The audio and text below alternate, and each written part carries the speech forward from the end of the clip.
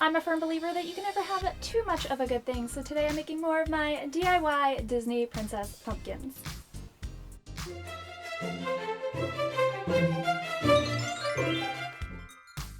Last week I made my Rapunzel and Belle pumpkins, and I think they turned out pretty adorable, so I'll link those videos down below. And today I'm going to add to my princess pumpkin patch. As I said in the first video, the most important things to keep in mind when choosing your pumpkin are color and shape. So for my Tiana pumpkin, I chose this really awesome green one. It really reminds me of that soft sort of sage green color of her dress, so I was pretty excited to find this one. For the pumpkin itself, since I'm happy with the color, I just want to add a little bit of that Disney magic by using the same Mod Podge and glitter technique from the first video. So I've chosen this sort of soft iridescent green. I think it's pretty exciting and it's going to work pretty well with the overall theme of this pumpkin. Once again, I'm using the stem as a handle so I have something to hold on to without getting glitter all over me, supposedly. Once again, much like the Rapunzel pumpkin, I'm not worried about covering the entire pumpkin. You certainly can if you want. I want to have it feel a little more magical, so like the little bits of magic are sort of trickling down the pumpkin and fading into nothing as you get to the bottom. And now that I have glitterized my pumpkin, I can set this aside to dry while I work on the next steps. While the glitter dries, I'm going to start with the tiara portion of this pumpkin, and for this I'm going to use this heavy stiffened white felt. For this I have made one larger central petal, and then a pair of slightly smaller petals, and then another pair of even smaller petals. They don't have to be perfectly cut and perfectly symmetrical. They can feel a little bit more organic, but they should stay pretty much evenly sized as they fan outwards. So I'm going to start with my center petal and put a dab of glue at the bottom back of the petal. Then I'm going to take my second size pair and attach those to the back, fanning slightly outwards. Then I'm going to add more glue to the bottom of the back of this pair, and I'm going to take my smallest pair of petals and add those to the back, again fanning outwards. And just that easily, I have a little Tiana crown. Just to finish it off kind of nicely, I'm going to go ahead and put a dab of glue right there at the bottom center and put a small sort of golden crystal on there. You don't have to have this light gold, it's a color I happen to already have, but just a regular silver crystal will do, or if you have a small flower of the right color, whatever you want to put there, maybe a little bow to finish that off, make it pretty. Now, I have a little bit of the glitter left over from the actual pumpkin painting, so I'm going to go ahead and dab that onto the ends of each petal, because can you ever have enough sparkle on a princess pumpkin?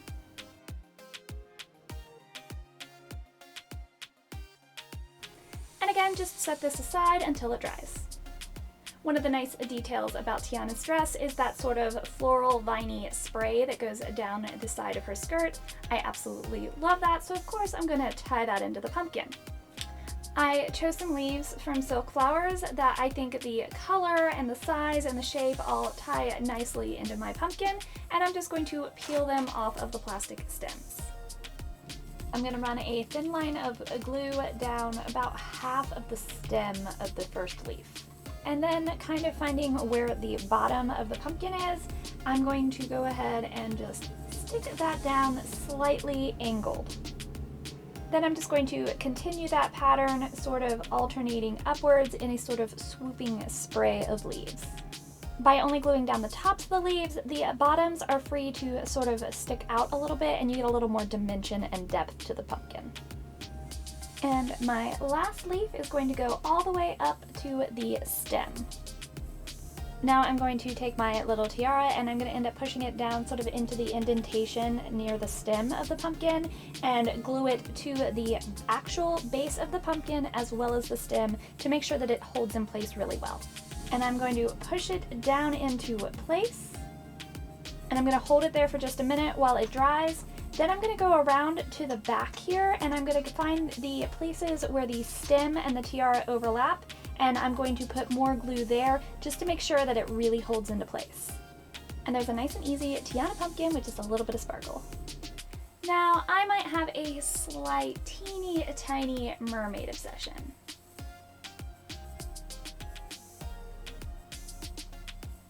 So of course, I have to make an Ariel pumpkin.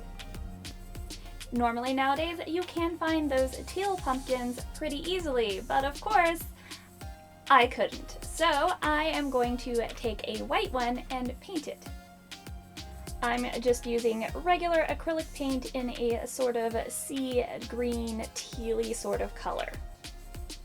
If you want a pumpkin in a color that you can't find, it's always easier to start with one of these white pumpkins. It's just going to be a lot easier to cover this with a color than it is, say, that bright orange.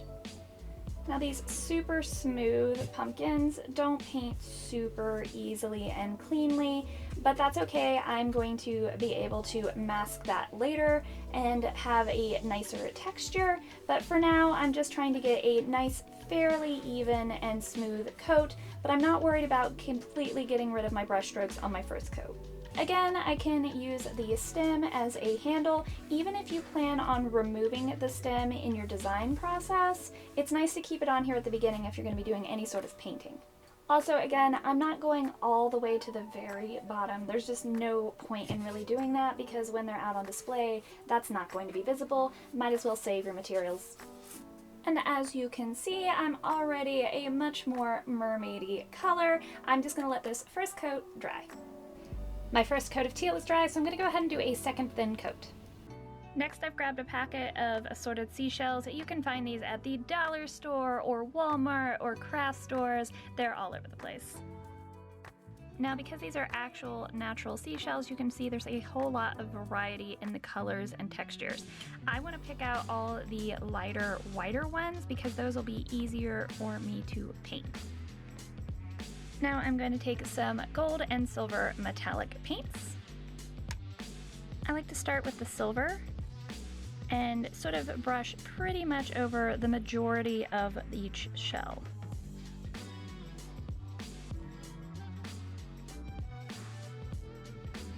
Now I have a coat of silver over the whole shell, and I'm going to let that mostly dry over all of them, and I'm going to switch to some gold paint. And I'm going to just paint in some accents here and there, kind of somewhat randomly. And again, repeat on all the shells. The easiest way to paint any sort of scale pattern, whether it's fish, snake, or dragon, or mermaid, is to use fishnet. Now, fishnets are all over the place right now for Halloween costume. In all the costuming sections, you can usually find something fairly cheap.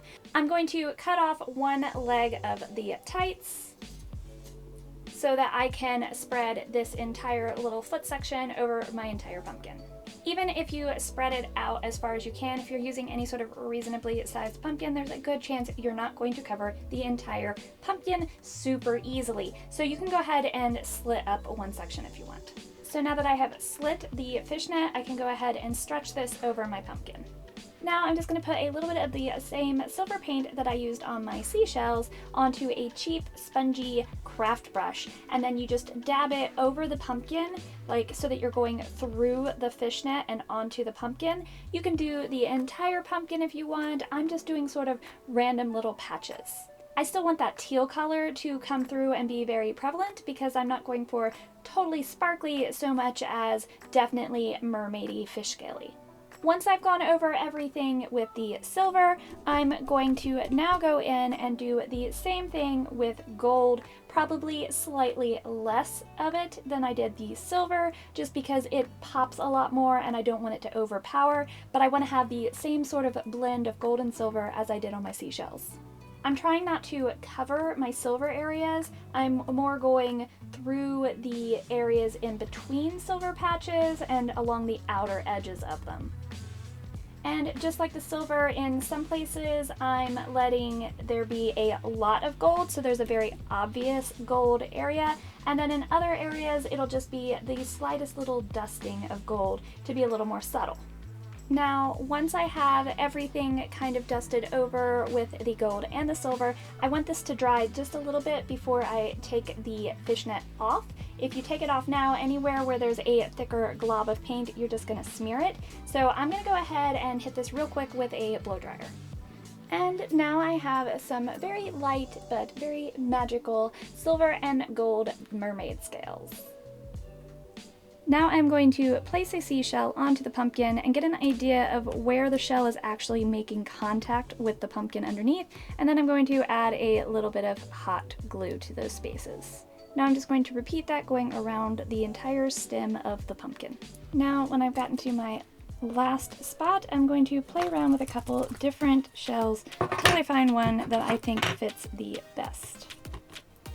And now I have ringed the entire stem with seashells. I just want to try and fill in a little more of this space, so I'm just going to sort of carefully and nicely lay in a few of these last shells just to sort of cover that space up nicely. Now, as you can see, I've covered most of the top portion of the pumpkin around the stem with my painted seashells. I do have this one sort of empty spot right here, but I'm not done yet. I'm going to use this wide red ribbon and make myself a bow for the top of the pumpkin, and at the center of that bow I'm going to trim it with a tiny silver dingle hopper. So this is my red bow with the dingle hopper. I just need to finish off the center and make that a little bit prettier. To do that, I'm using some of this very tiny pearl strand. Now, I used red ribbon to tie into Ariel's hair. That just made sense to me, being on the top of the pumpkin and the fact that I'm tying in the dingle hopper. Of course, you can use whatever you think is prettiest and or most appropriate. Maybe you want to keep it all to gold and silver. Maybe you want to tie in some of the purple from Ariel. That is totally up to you. So I'm definitely going to start with some glue right here at the back of the knot. But now I'm also going to lift the bow up and place some glue in a couple of spots around the bow so that it'll have more places of contact to stick and stay over time. And there we have a very pretty mermaid pumpkin, if I do say so myself. I like that it's a little bit shimmery, a little bit soft. It's got that little bit of Disney magic to it, but it's got the nice, fun, bright colors. I think it definitely reads as Ariel. You could definitely add some pearls or rhinestones around the pumpkin if you wanted, but I think it's really nice that it just sort of keeps nice and simple this way, with the little fish scales really popping and standing out. I like the accents of the shells on top, and I think it definitely reads very mermaidy.